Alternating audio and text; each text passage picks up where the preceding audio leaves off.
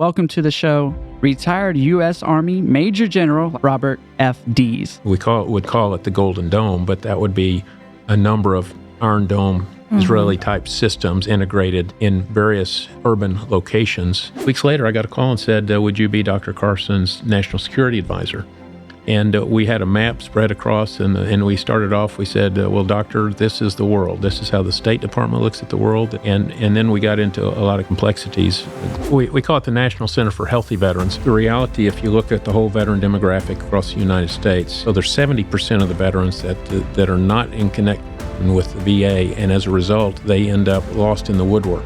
And then my first big boy job out of the military was to work for Bill Gates. I went to him after my 2-year anniversary with Microsoft, and I said, Bill, I love Microsoft, but I've got to help my peeps. The active duty and veteran suicide statistics were higher than in recorded history. And I felt if anybody had been prepared, maybe I'd been prepared to help with that problem. Yeah. And that was the start of this journey. He put his hand on the person's arm and he said, you're safe now.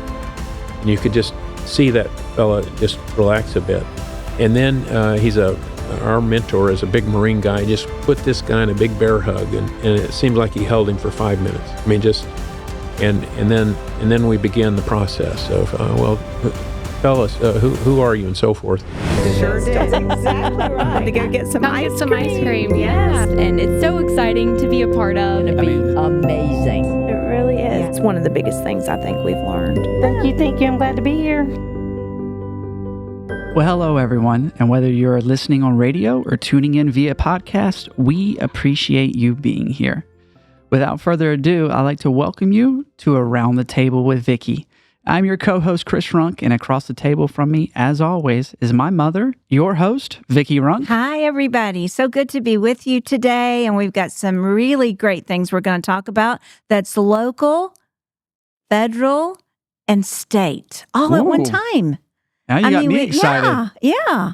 We've got a really important person with us today that has just been pouring into our community. So I'll let you introduce General Bob Dees. Well, absolutely. He is the president of the National Center for Healthy Veterans, retired U.S. Army Major General, like Mom said. Welcome to the show, Robert F. Dees. Great to be here, Chris, and great to be with you. Yes, Vickie. so exciting. We've been talking about this for a few months now, and to finally make it happen, there's a lot of really great things that I think our local community is going to find out about the center out there and what they can tap into, and some great things you all are doing out there. But before we get started in that, let's talk a little bit about you.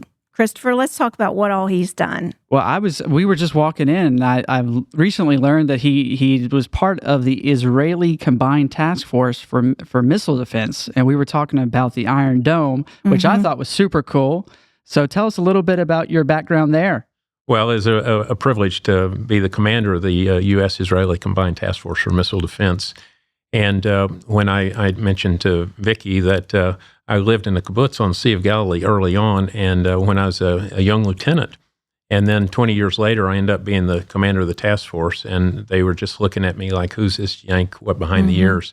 And but it was a privilege because then they accepted me, and I came to a great appreciation of the IDF, and particularly the missile defense, which was a combined effort by many in the United States and in Israel. And so they have an integrated air defense, and the Iron Dome is certainly one weapon system, but there's other weapon systems that are integrated, which are Patriot systems, something now called the David Sling short range, and then they've got the aero weapon system, which reaches out and touches at long range. So it's all integrated, and the Iron Dome is the one that's gotten the most notoriety of recent. It's done a great job. We know that people have been throwing everything but the kitchen sink at the Israelis. Absolutely. And so many lives have been saved because of that. Of course, and I think it's certainly God's provision, and also the Israelis do a very good job. They're good at what they do. Yeah, but it's so neat, Christopher, for us because we're a little bit of a foreign policy family. We get together on the television, we talk about all these different things. There's a lot of Fox News there is. In our family. Yes, there is. And we hear about what all's going on in Israel, and it's easy for us to sit here in our safe United States and just think, oh, well, that's way over there. But you and I just also discussed that, we have to think about our homeland too, and you've done a lot of work to advise the current administration in a possible, what I just heard, a Golden Dome for the United States. Talk a little bit about your work with that.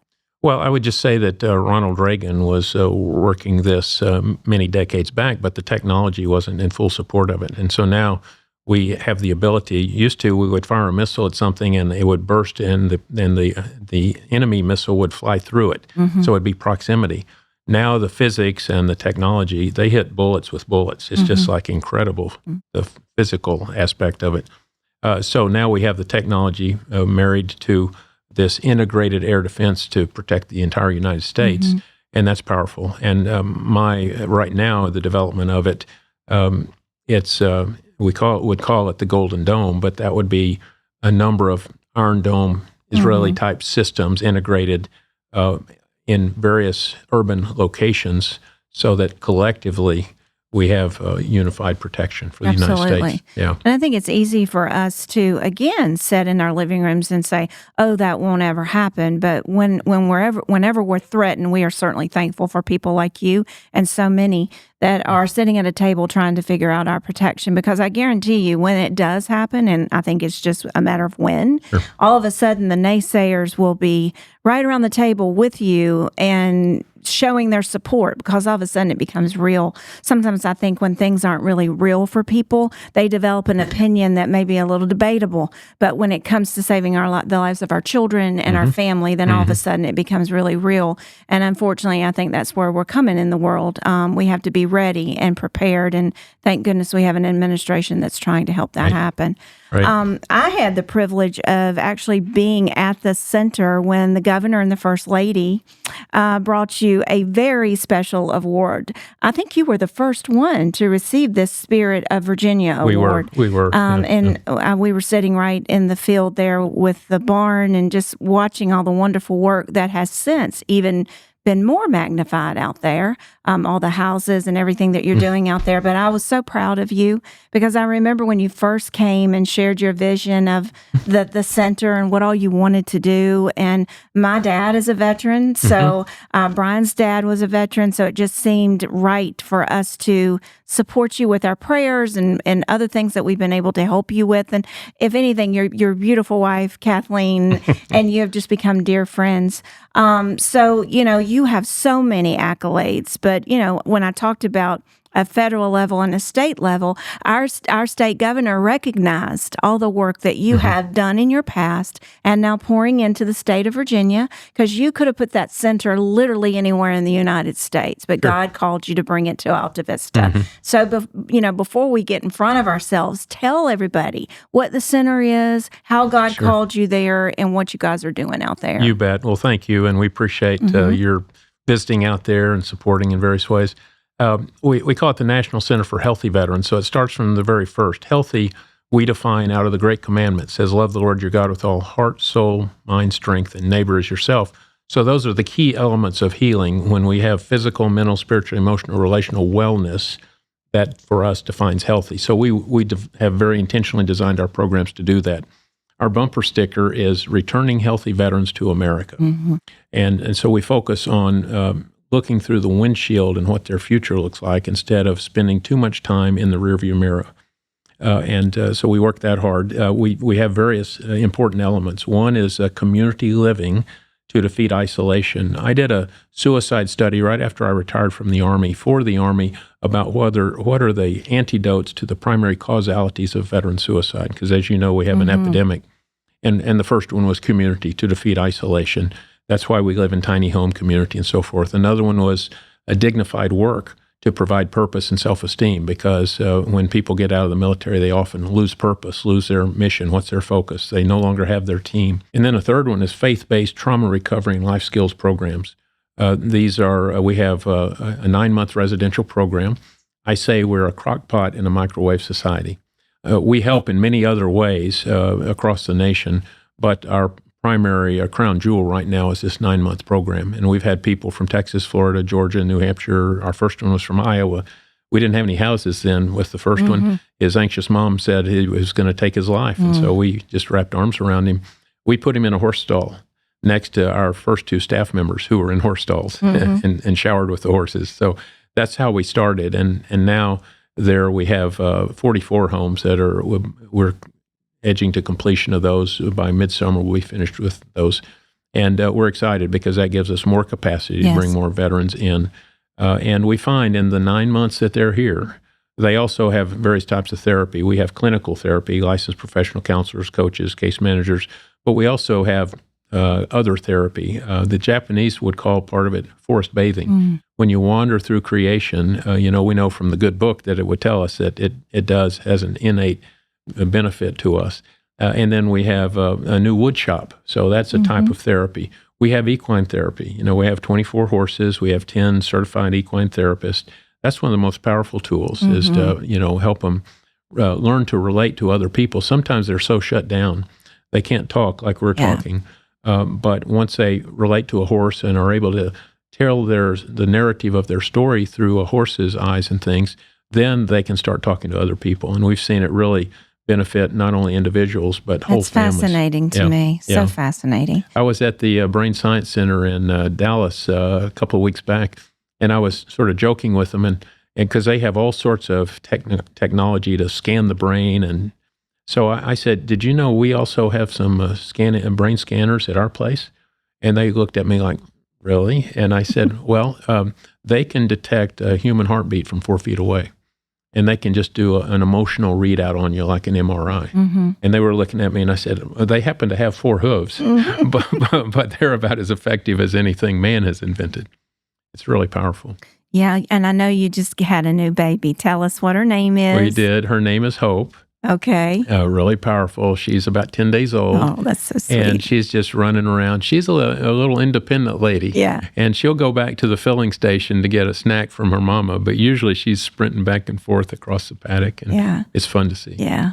So precious. And also just connecting with nature, like you just said. I mean, it's just got a powerful message to the soul and unlocks all of that. Well, exactly. And I've been out there with you and actually witnessed some of that. And you also have a new market right on Route, is it 29? That's right, Route 29. And you can the common, community here in Lynchburg, Virginia, which this is going to go out everywhere. But if you live in Lynchburg, Virginia, you were telling me that you have 80 chickens? No, we have 275 chickens that give us 80 dozen of eggs a week. So anybody that lives in the Lynchburg, Alta Vista, Appomattox area, anywhere in this area, please go out and support this important mission. All the monies go back to help keep the farm moving and the program going. You also have beef there as well, right? Yeah, we have beef, pork, eggs, veteran woodworking. They bring in veteran products, and then some veteran-owned businesses provide us, like one called the General's Hot Sauce, and the container is like a grenade. Okay, and so cool. We've got a lot of things there. Yeah. So come out and support. Please do, and and I would just mention pretty soon we periodically have beef sales.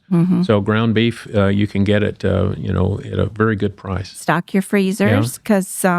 We're getting ready to hit our hamburger season with all the cookouts here this summer. That's right. So that would be really good. And we've been growing produce for the first time in 5 years. Oh, we have we have radishes, eggplant, lettuces, arugula. Just like 15 different. Okay. And our guys are doing a great job. That's good. Now I know that you also have done some political work.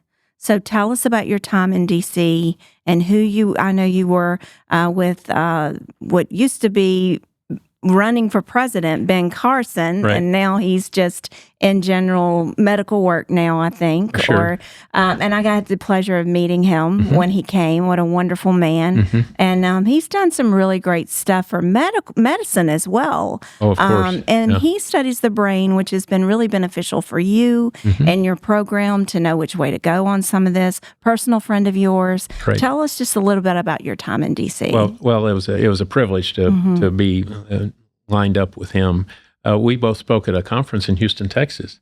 And then somebody said, hey, we're having a dinner after. Why don't you come join? And there were about 12 of us. And it was the time where he was trying to determine whether he would run for president. Yeah. And because of my Middle East experience, we chatted a lot. It was the first time I'd met him or he'd met me. And a few others. You remember Congressman Trey Gowdy? Yes. He was there, and a few others were trying to advise.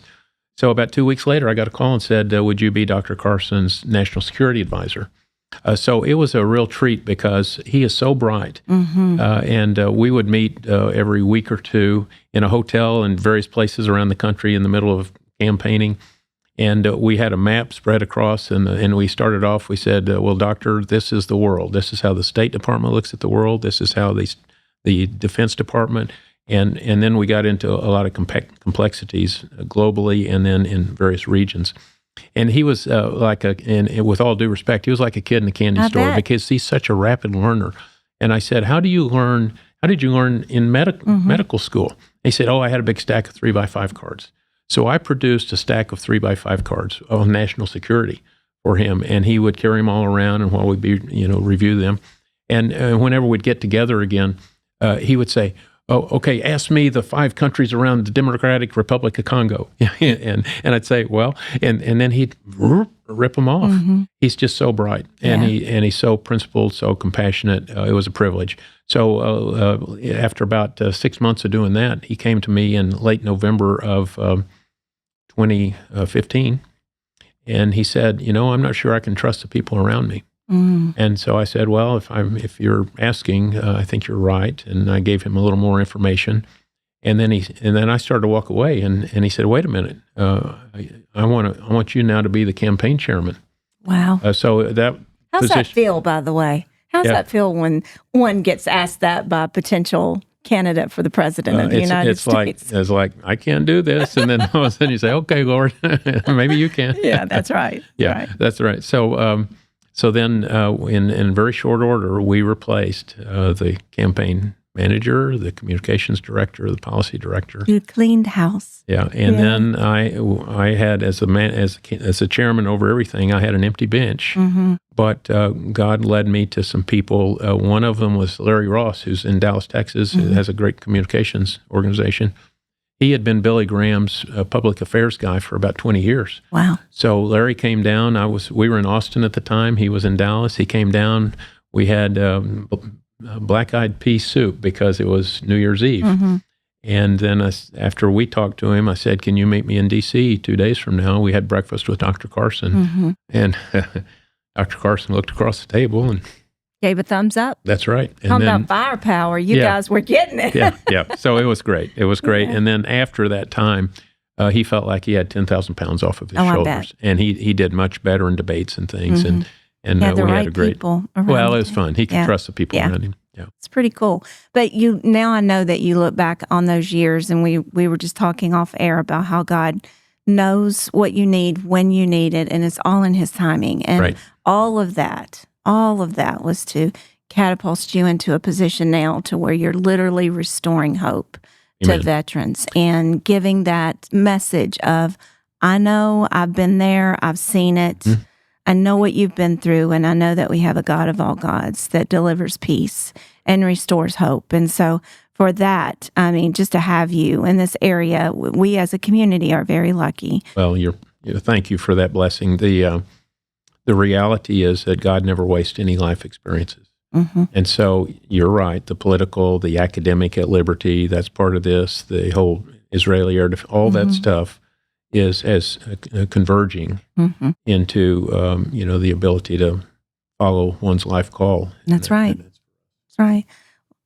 And for those that are just now tuning in, we are here with retired U.S. Army Major General Robert Dees. General Dees, many of us may think that the government takes care of our military and our veterans, and they do. But why is a place like the National Center for Healthy Veterans so critical, so important? What can you say to that? Right. Well, thanks for the question, Chris. The reality, if you look at the whole veteran demographic across the United States, by VA statistics, they touch 30% of the veterans.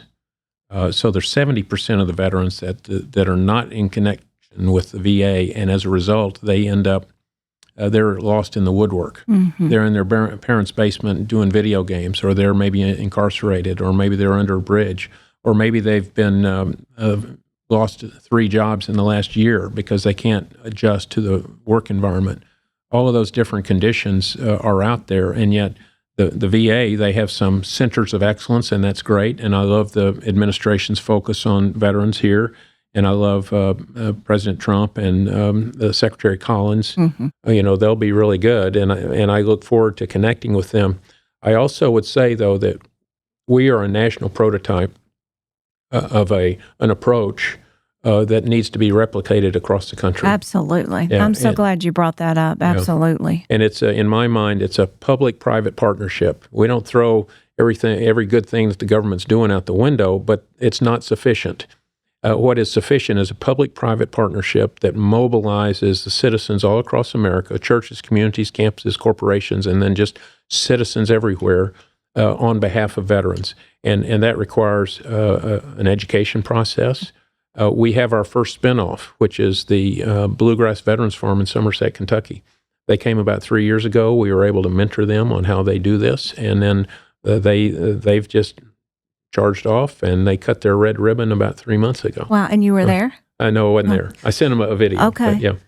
So, I would also think that this is something that across the nation, some of our churches could get involved with as well. That you've got the model here, you can walk them through it, but I think that there's an area here that churches could play if an individual can't undertake something so big. Then I think we could get some churches involved in that as well. Right. Well, every day at noon we serve about 40 people, and if you're a nonprofit, that's not cheap in itself. Well, today we had a certain church. We'll have 3 or 4 churches this week alone that bring meals, and they help in various ways. One church in town, in fact, for their Christmas offering, raised over $80,000 to buy a tiny home, and we're getting ready to dedicate that tiny home. That's Timberlake Church, not far way from to here. go, Timberlake Church. That's way right. to go. I just passed there just a few minutes ago. That's right. That's awesome. General, I'm kind of curious. Obviously, there had to be a need, but for you to find this center, is there a personal tie or story that you're like, I need to solve this problem? Right. Well, it goes way back. When I was a second lieutenant, I was in the 101st Airborne. Life was good, jumping out of airplanes. And it was really a fun time. I'd been there 3 weeks, though, and it's the night before Easter, and I get a call to go to Sergeant Smitty's house trailer. I go to the house trailer, and he had taken his life in the back room. After the first responders left, I'm now there with the young widow and her 4-year-old daughter. And I say, how can I help? And she said, well, we hit Easter eggs today. Would you come back in the morning and let's gather Easter eggs together? And so I did that. It was a profound tragedy in her life, but it was also strong medicine for me as a young leader. And then 31 years in the military, I saw much more of that. So when I retired, I was shocked to know that the active duty and veteran suicide statistics were higher than in recorded history. So in my entire 31 years in uniform, it had gotten worse and worse and worse. And so when I retired, I was sort of I said, this should not be happening in America. It shouldn't be happening anywhere, but it shouldn't be happening in America. And then my first big boy job out of the military was to work for Bill Gates. And I was out in Redmond a lot, and on one of those trips, I went to him after my 2-year anniversary with Microsoft, and I said, Bill, I love Microsoft, but I've got to help my peeps. I have a different calling. And he looked at me like, well, what could be more important than computers? But my peeps, the veteran demographic, military, were killing themselves. And I felt if anybody had been prepared, maybe I'd been prepared to help with that problem. And that was the start of this journey. And then one other story, if I may, in that regard. I was walking along the Vietnam Wall with a lady that referred to herself as a Vietnam widow. She was running her hand along. Many people know that there's 58,000 plus names on the Vietnam Wall. In the last decade alone, there's 73,000 plus veterans that have taken their lives. So with that as context, she was walking along and she got to the T's and said, John Thompson, John Thompson, John Thompson, where is he? And I looked at her curiously, and she said, well, he's not here. He didn't die in Vietnam, but he came home with an expiration date. And so immediately that Vietnam Wall that many of us have seen, I recognize that's the tip of the iceberg. And underneath that water level, that ground, is the rest of the iceberg, much larger, of the people that have taken their lives, the families that have been ravaged, the people with post-traumatic stress disorder. And that's illustrative of every conflict in America. And, if speaking of Vietnam veterans, many of whom are still alive today, some you ask, well, when were you in Vietnam? And they'll say, last night. Yeah, that's true. With their post-traumatic stress, their night tremors, all of those things. Christopher's papa, which is my dad, there's so many times that we will be in an area to where a loud boom will go off. And he is a reacts. Vietnam vet. Yes. Right. Yeah. And he reacts. And sometimes when Christopher was little, we had to explain to him. And he would always say to Christopher, I'm at that place where the mortar and everything is flying over my head and I'm down in the trenches. And that's actually how he became a Christian. He promised the Lord, if you get me out of Vietnam, I promise you, when I get back to the States, I'm going to serve you. And that's exactly what he did.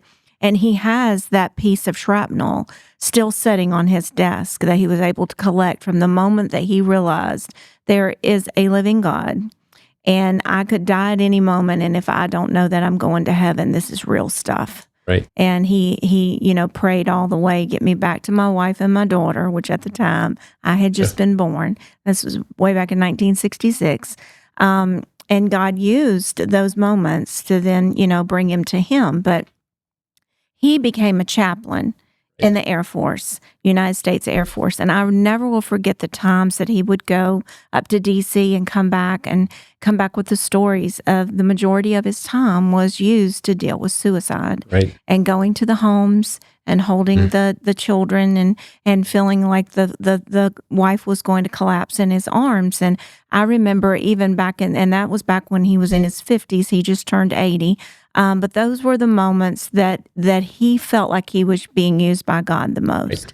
It wasn't everything else. He had a doctorate and all the things that God had allowed him to do by getting him back to the States, him coming to know God, coming to Liberty University, and following God through the rest of his life. It's the moments that he served in the military with those people that needed him the most. And so we have a special understanding of the Vietnam War and the scars that it still holds.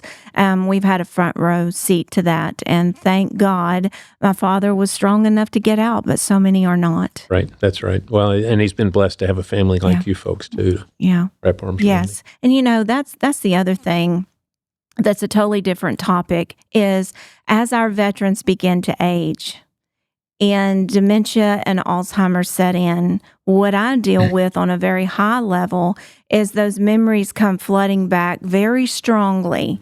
And because of the dementia and Alzheimer's, they're not able to understand even what's going on. And so medications have to be used to control their moods and the elevations and decreasement of feeling their worth. And I never will forget, I was in one of my facilities and a man had taken the lampshade off of the light fixture. And when I asked him what he was doing, I then found back in his personal history that he was a veteran and he had been in war. And for some reason, he was using that lampshade to protect himself in his mind.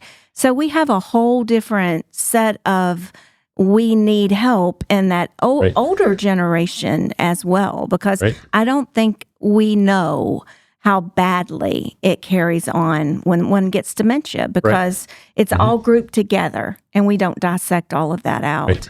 So I have seen that firsthand in what we do as well. Well, thanks for what you're doing for the older veterans. And at National Center for Healthy Veterans, our ages range from 26, maybe the youngest, all the way up to 55 or so. And some of them who have traumatic brain injury or serious post-traumatic stress, some of them are exhibiting early. And we work really hard because if they're engaged with community and relationship, it helps that prefrontal cortex continue to heal rather than, just shrink away. Yeah, and we've had a lot of conversations on this show about Alzheimer's and dementia, and I inevitably, almost every show I have, I'm able to say these words, that the moment that we start disconnecting ourselves from life, from activity, this is so true with senior citizens, I see it every day, is the moment that all the anxiety and depression just elevates and escalates. Right. And it takes those around us being educated, number one. And that's what I pray this show is doing, is educating those in the community that are living, some with, veterans that need help and some with seniors that need help, that we have to identify the fact that we have to help with that isolation.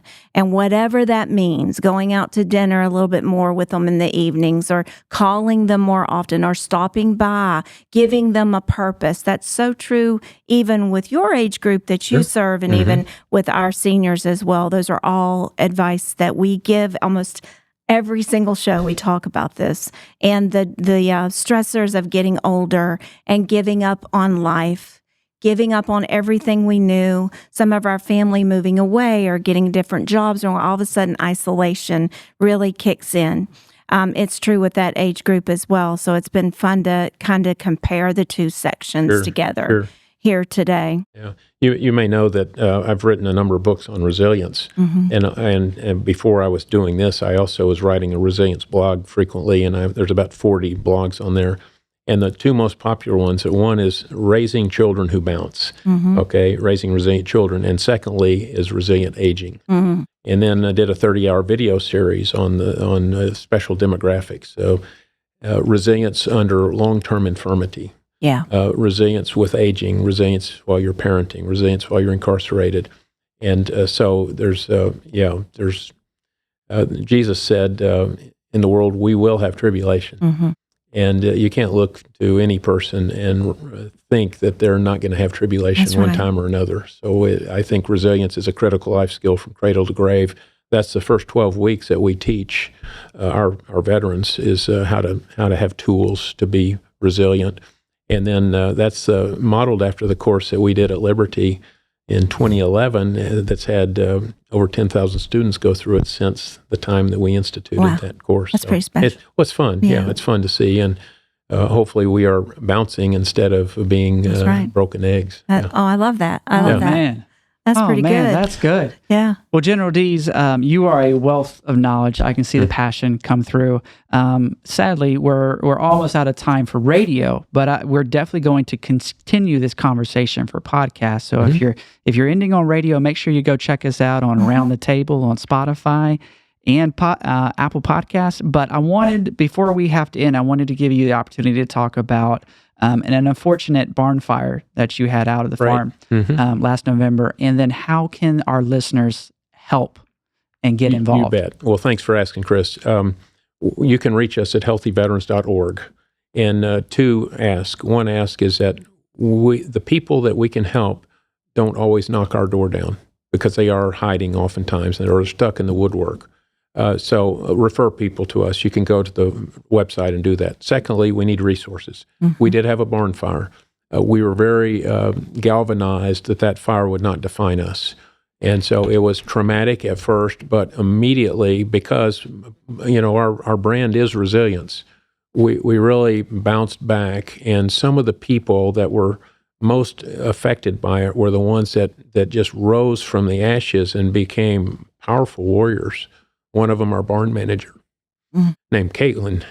She's incredible. I'd love to get her on the stage at Liberty Convocation, because she has that powerful of a message. Story. Yeah, that's right. And, dark to light, despair to hope, all those things.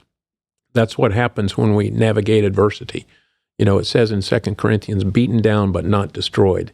And so we were beaten down. That fire was painful, and yet we were not ready destroyed. to come celebrate with you. We were ready to head your way. Well, as you know, we were all set. Yes. Yeah. And then God bless the Lieutenant Governor. Yes. She came and spent all day with us. She did. I talked to her and I said, well, we're not going to have a ceremony. And she said, well, can I come anyway? And she was just the right medicine. Yeah. We love Winsome. We've had her on the show. Yes.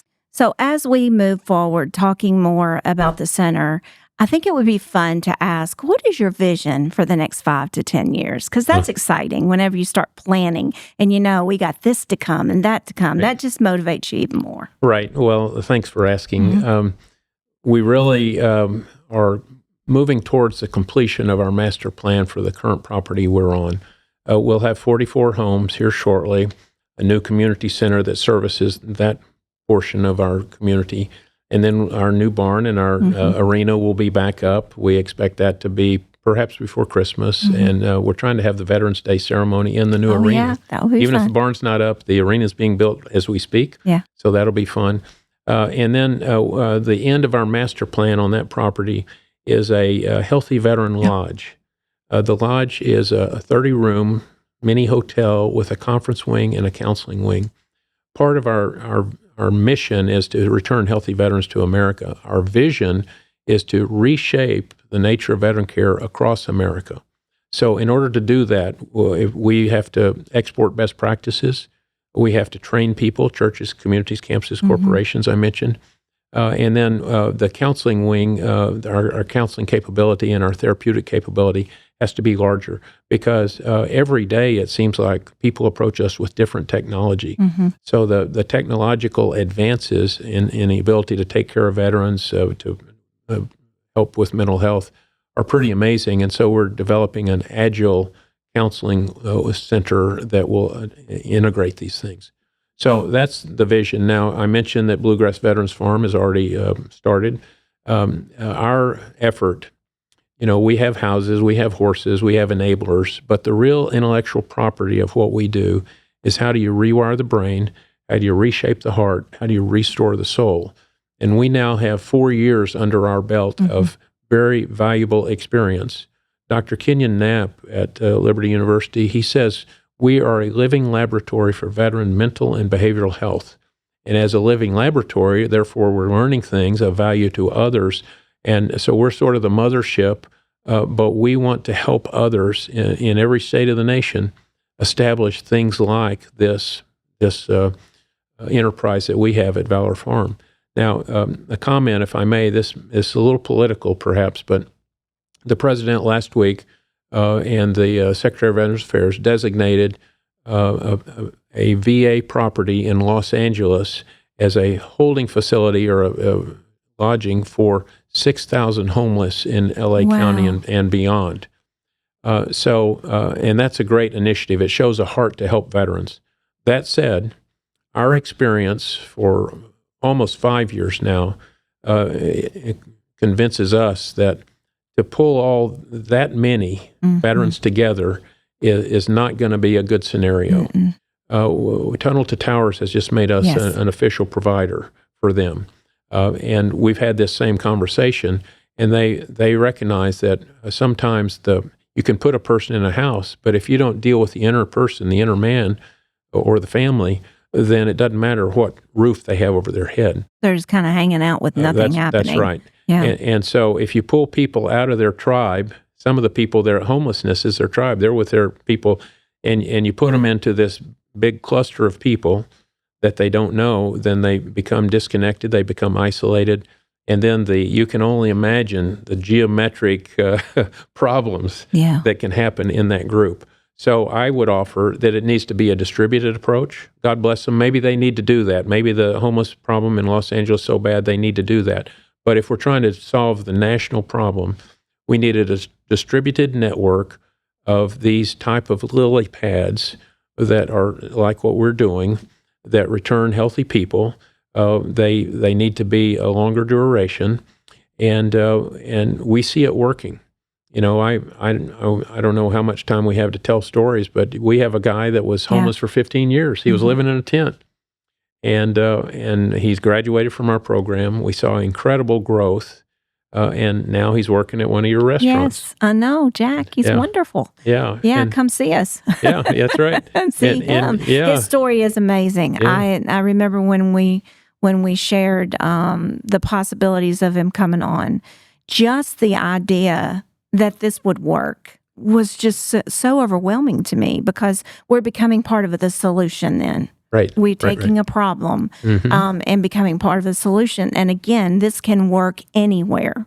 You don't have to be in that town. You don't have to be there personally, but you can train and mentor those all across the nation to do the very same things. That's right. So when you do release them back into the community, it's going to be super important for businesses in churches and the community themselves to embrace that individual with employment, because that's a big driver in how well that mental health is going to, keep moving forward to better things. Provide them with a career, provide them with stability with friendships, and knowing that you're available if something doesn't go right on that job. Let's talk about it. Let's see how we can fix it. And then to stay in communication with what you just referred to as the lily pad, the mothership, that if something does go wrong, because you don't want to see that individual fail. So there's so much really that the community can do. It really is. And speaking of community, I'd be remiss if I didn't say we have an army of 700 volunteers, and it's just incredible. I can't look anywhere on that property that hasn't been touched by volunteers, that hasn't been improved by them. And that's the same thing. These volunteers, once they learn what we're doing, then they become part of the solution. They bring people into their businesses or ask for help and all that. You mentioned tunnel to towers. There's probably the very same thing is happening with our EMS workers across the nation as well. I have a little bit of knowledge about that. Sure. Is that something that if you were to get a referral on an EMS worker, you're able to then take them to a place to where, you can give advice on what to do with the model that you're using? Exactly. I've been approached by a number of people with want to have a heart for trafficked women. And EMS workers. NYPD sent a delegation to talk to us and see what we're doing, and we're still in conversation with them. So yes, the model applies. Okay. And it's basically, how do you take people that have deep, deep trauma, and how do you help them recover from PTSD, which is endemic, not just the military, but across the nation, or traumatic brain injury, or moral injury, or adverse childhood experiences that then precipitate with an adult difficulty. In our case, it's the military, but it happens in other ways. So we really have to wrap our arms around these people in pain, and we identify the pain, we march to the pain, and then we help them turn their pain into purpose. That's really powerful. And then once they turn their pain into purpose, now they become an asset to the community and others, comforting others with that which they've been comforted. And the broken families don't have to go through yet just another piece of glass that becomes broken in the end, no matter how hard they've tried. And that's so important. One of the things I want to ask you about, just in general, when it comes to veterans, what have you seen the state of Virginia do over the last 2 years that have poured into our veterans? Just next door to us, we have a daytime center, and the majority of our clients are veterans, elderly veterans. And we have a VA contract, and we go pick them up in their house, bring them on the bus, and they have daytime with us. They eat their lunch. They do all kinds of activities, hear singing. And I'm watching that grow just, really at a rapid rate. So I'm wondering what has our governor here in the state of Virginia, and hopefully Winsome will carry forth yet another 2 years. What are we pouring into our veterans that was not there before? Yeah, well, I couldn't agree more. As you mentioned, Governor and Suzanne Yunkin have just been wonderful for us because they highlighted an organization that was doing something for veterans, and that message alone rippled across Virginia. The governor, by appointing people with a heart for veterans, has one, that's a very important step. Secretary Crenshaw, the Secretary of Defense and Veterans Affairs for Virginia, will visit us tomorrow. Oh, wonderful. Okay, and then underneath him, you have Commissioner Zingler, who's head of the Department of Veteran Services for Virginia. They have a huge apparatus, and we are a grant recipient from them, and we work suicide prevention. So we work closely with them. They also, of recent, and this is a collective effort of all the people I've mentioned, have developed the Virginia Veterans Network. And so it's really a cross-state referral mechanism. We're now an official part of that network. And so I mentioned we're trying to get referrals, people that need help. Well, the Virginia Values Veteran Network helps us do that. Sure. Well, I know I had the privilege of going and talking about Alzheimer's with the First Lady a year or two ago. And a Veterans Affairs representative was with us, and we were having a hard time getting some of the veterans in and out and getting our program approved. And once I shared with him hey, I've got people calling daily, but I can't get the VA contract and I can't get all this approved. And it wasn't just a matter of a couple of weeks. All of a sudden, I had everything that I needed. So I think getting the information in front of our state government is really, really important because they can't help you. And that's what our elected officials are there for. And I did reach out to senators and delegates as well during that time. And so going to those proper people that we've elected to get us what we need so that we can help our veterans is really important. So I share that commonality with you, that, I feel like that our government at the state level has just been so good to us over the last 2 years, and we want to see that continue. We need to perpetuate it, That's right. with our good Lieutenant Governor. That's right. That's right. I'm kind of curious. Can you walk us through what a veteran experiences the moment they step onto the farm? Right. What is that process like for them? Right. There's two scenarios. A week ago Wednesday, we have a veteran that was driving 100 miles an hour on Route 29, trying to find a tree to wrap his car around. In other words, he's trying to take his life. And he happened to see the sign that you were referring to, and he turned into our place, and he came screaming down there, cloud of dust, screeching in front of our headquarters building, which is the first thing you encounter. And he rushed in, and he was just babbling. And one of our veterans, who's a mentor, we have peer mentors, he put his hand on the person's arm, and he said, "You're safe now." And you could just see that fella just relax a bit. And then our mentor is a big Marine guy. He just put this guy in a big bear hug, and it seemed like he held him for 5 minutes. I mean, and then we began the process of, tell us, who are you, and so forth. That person was enrolled in our program this last Monday, and so he's going through. So sometimes in extremis, we connect with these people. The other way is referral through our website, through Anxious Parents, veteran service organizations, and things. You have a Facebook page as well. Oh, that's right. Facebook and LinkedIn and what else? I guess we're on a few others. Instagram. Instagram. Yeah, that's right. Yeah, right. Yeah. A lot of the younger veterans will be able to connect that way. That's for sure. That's for sure.